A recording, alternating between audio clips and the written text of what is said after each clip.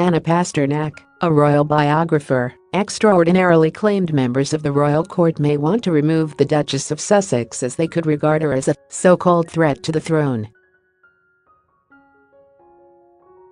The best-selling royal writer alleged Meghan is facing a plot from Buckingham Palace's so-called men in grey who would see her downfall.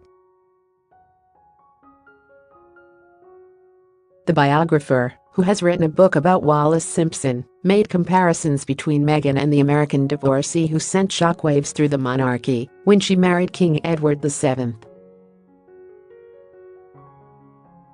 Meghan Markle to follow in Kate's footsteps and hire traditional nanny Meghan Markle a threat to the throne, claims writer Ms Pasternak said pregnant Meghan has rejuvenated the spirit of Wallis Simpson, the woman whose relationship with King Edward VIII caused a constitutional crisis and led to his abdication, changing the course of the royal family forever.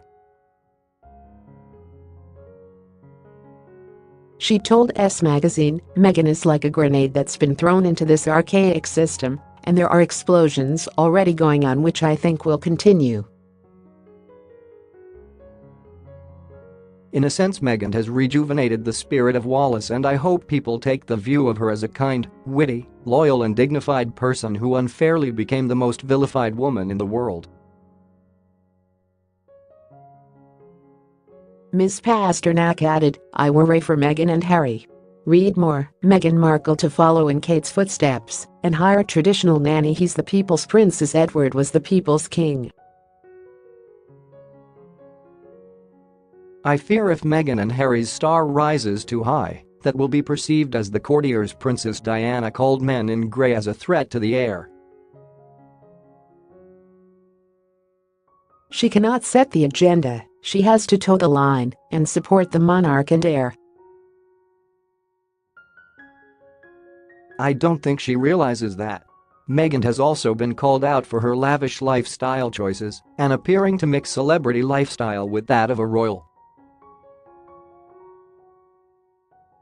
However, her close friends and confidants have rushed to defend her, with Hollywood superstar George Clooney sticking up for the Duchess.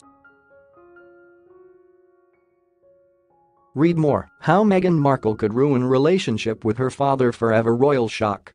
Meghan Markle and Kate attack each other in spoof, what his palace said in response to gender-fluid baby story. Other commentators have risen up in defense of Meghan, with expert Omid Scobie saying, "We had Meghan, who very publicly had this baby shower at a hotel, friends coming in and out, the world's press there to see." There was a huge moment, first time mom, it's only going to happen once. What's the difference between that and then the world's press descending on the hospital after the baby is born to take glamorous photos of the made-up new mom with her baby? How much taxpayers' money goes into funding security for something like that?